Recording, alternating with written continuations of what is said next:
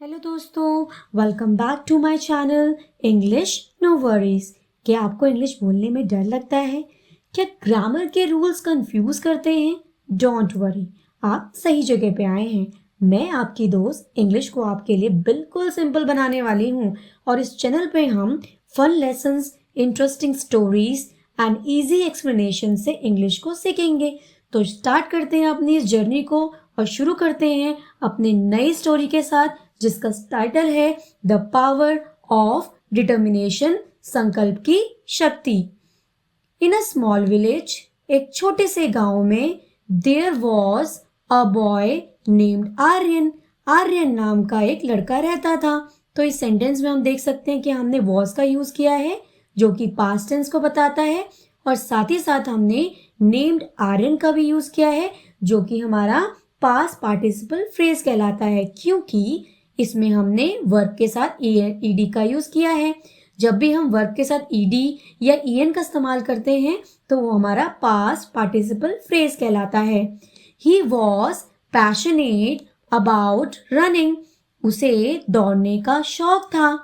And dreamed of becoming a great athlete, और वह एक महान एथलीट बनने का सपना देखता रहता था। तो यहाँ पर एथलीट का मतलब है दौड़ने वाला व्यक्ति। कोई भी इंसान जो किसी रेस में दौड़ता है तो वो एथलीट कहलाया जाता है। तो इस सेंटेंस में हमने वर्ब के साथ थर्ड फॉर्म का यूज किया है ड्रीम्ड में, और साथ ही साथ हमने ऑफ बिकमिंग का भी इस्तेमाल किया है जो कि हमारा एक जिरेंड माना जाता है। जिरेंड का मतलब है कि जब भी हम ऑफ के साथ वर्ब की फर्स्ट फॉर्म प्लस आईएनजी का इस्तेमाल करेंगे किसी भी सेंटेंस के अंदर, तो वो पूरा का पूरा सेंटेंस हमारा जिरेंड का माना जाएगा। हाउएवर, हालांकि, he was born with a weak leg, वह एक कमजोर पैर के साथ पैदा हुआ था। And people often told him, लोग कई बार उसे बोला करते थे, ऑफन का मतलब कई बार, he could never run fast, कि वह कभी भी तेज नहीं दौड़ सकता। तो इस सेंटेंस में आप देखोगे कि मैंने कुड का इस्तेमाल किया है। तो कुड का मतलब है मोडाल वर्ब, और ये मोडाल वर्ब का मतलब है किसी पास्ट एबिलिटी के बारे में बात हो रही है, किसी पास्ट क्षमता या फिर आप कह सकते हो काबिलियत की बात हो रही है कि वह कभी भी नहीं दौड़ पाएगा, तो उसके अंदर की उस चीज की काबिलियत ही नहीं है। तो इसलिए हमने यहाँ पर कुड का इस्तेमाल किया है। एवरी मॉर्निंग, हर सुबह, Aryan woke up early, Aryan जल्दी उठता था।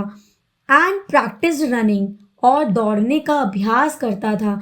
तो यहाँ पर आप देख सकते हो कि वेक की second form woke and practice की सेकेंड फॉर्म प्रैक्टिस्ड का यूज किया है हमने। तो ये सेंटेंस हमारा सिंपल पास्ट टेंस का सेंटेंस माना जाता है।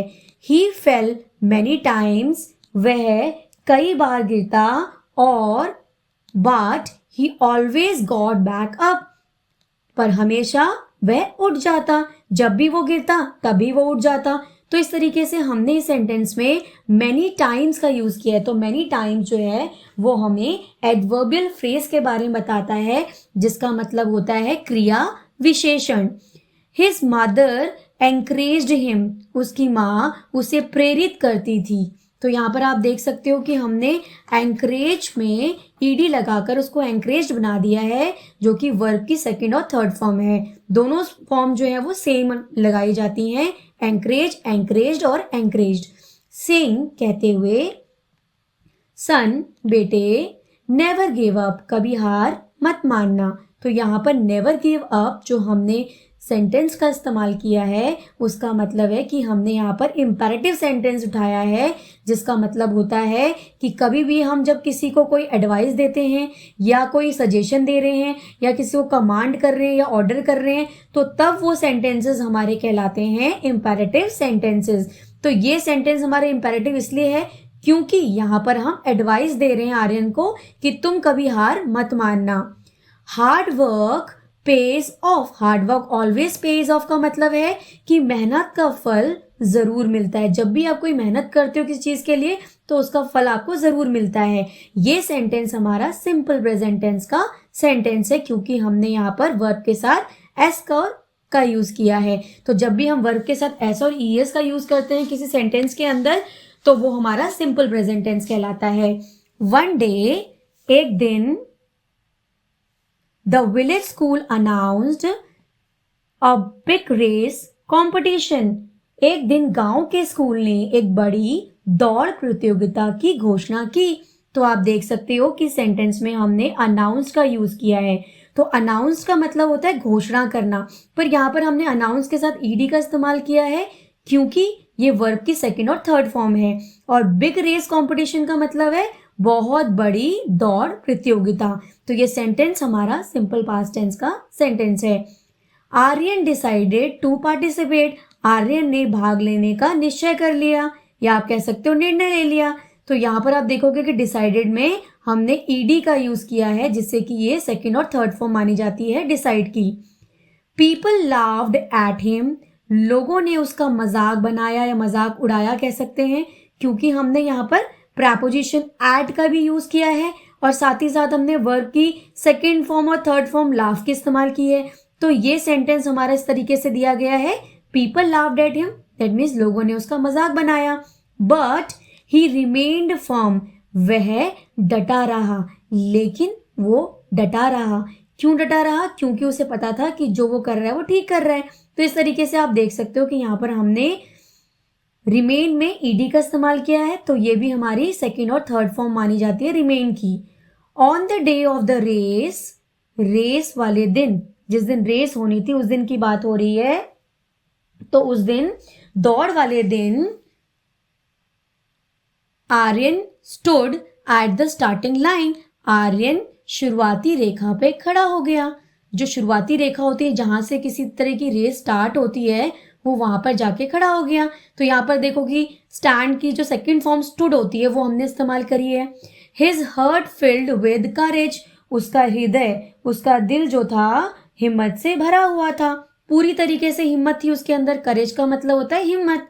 एज द रेस बिगन, जैसे कि दौड़ शुरू हुई अदर बॉयज रैन अहेड। बाकी बच्चे, बाकी लड़के आगे दौड़ गए। उनकी रेस स्टार्ट हुई तो सबसे पहले जो लड़के थे वो आगे चले गए, आगे भागने लगे। But Aryan kept running at his own pace.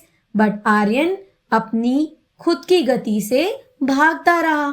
अब उसने अपनी खुद की एक पेस बनाई। पेस का मतलब है गति। उसने खुद की एक अपनी गति बनाई और उस गति से वह दौड़ता रहा। तो यहाँ आर्यन की बात हो रही है। सब बच्चे आगे निकल गए, पर वो अपनी प्रॉपर जो उसकी गति थी उस पे वो चलता रहा।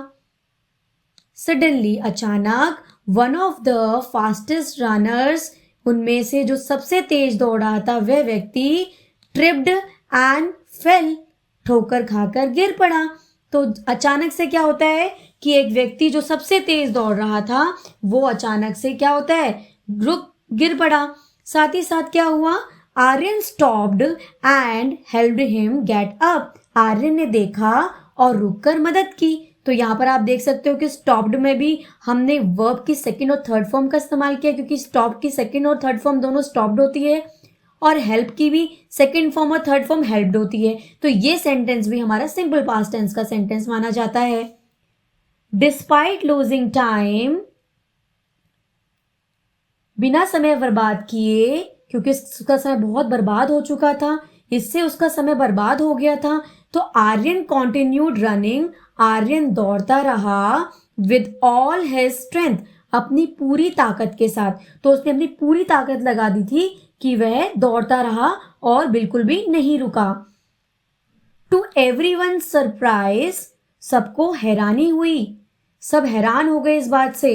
ही फिनिश्ड सेकेंड, वह दूसरे स्थान पर, उसने अपनी रेस को खत्म किया। तो दूसरे स्थान पर वो आया, दूसरे स्थान पर उसने अपनी रेस को फिनिश किया। द होल विलेज क्लैप्ड, पूरे गांव ने उसके लिए तालियां बजाई। फॉर हिम का मतलब उसके लिए तालियां बजाई। फॉर आपका एक प्रेपोजिशन होता है और हिम आपका एक प्रोनाउन है। तो इस तरीके से कहा गया है कि सभी जितने भी लोग थे वहां पर, पूरा पूरा गांव था, तो उन्होंने सभी ने आर्यन के लिए तालियां बजाई। क्लैप में आपके सेकंड फॉर्म और थर्ड फॉर्म क्लैप्ड का यहाँ पर इस्तेमाल किया गया है। The chief of the village said, गांव के मुखिया ने कहा, Aryan today you have proved, Aryan तुमने आज साबित कर दिया कि success is not just about winning but about never giving up and helping others. तो यहां पर क्या कहा जा रहा है कि आर्यन को ये कहा गया कि तुमने ये साबित कर दिया है, प्रूव्ड का मतलब होता है साबित कर दिया है तुमने कि जीत सिर्फ पहले आने की नहीं होती बल्कि कभी हार ना मानने की और दूसरों की मदद करने की होती है। दैट मीन्स जब भी हम कोई कंपटीशन लड़ते हैं या किसी कंपटीशन में होते हैं तो हमेशा हमें ये सोचना चाहिए कि हम किस तरीके से कभी भी हार ना माने और दूसरों की मदद भी करते रहें। तो यहाँ पर देखिए लाइन में क्या कहा गया है कि आर्यन को बोला गया कि आर्यन तुमने आज, टुडे का मतलब आज, तुमने यू हैव प्रूव्ड मतलब साबित कर दिया दैट सक्सेस, सफलता या जीत कह सकते हो, सिर्फ पहले आने की नहीं होती बल्कि कभी हार ना मानने की और दूसरों की मदद करने में होती है। तो यहाँ पर देखो कि success is not just about winning, that means सिर्फ जीतने के लिए हम कोई काम नहीं करते हैं। सक्सेस सिर्फ ओनली जीतना नहीं होता बट उसका मतलब होता है कि कभी भी हमें हार नहीं माननी और कभी भी हमें जो है हार ना मानते हुए दूसरों की मदद करनी है। कहीं पर भी कभी भी किसी भी सिचुएशन में हमें दूसरों का साथ देना है। तो यहाँ पर आप देख सकते हो फ्रॉम दैट डे, उस दिन से Aryan became an inspiration to many. Aryan बहुत लोगों के लिए प्रेरणा बन चुका था। तो यहाँ पर बिकेम का हम देखो सेकंड फॉर्म हमने लगाई है बिकम, बिकेम, बिकम। तो ये सेकंड फॉर्म है। तो यहाँ पर हम कह सकते हैं कि ये सेंटेंस सिंपल पास्ट टेंस का सेंटेंस है।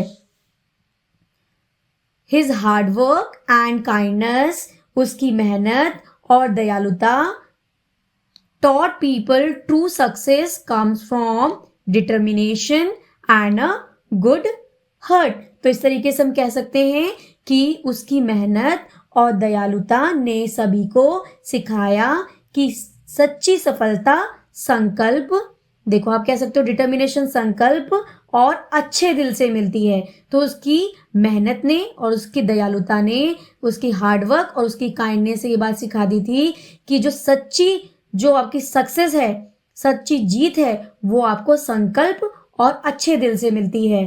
तो हम इस कहानी से क्या समझते हैं? नेवर गिव अप, कभी हार मत मानो।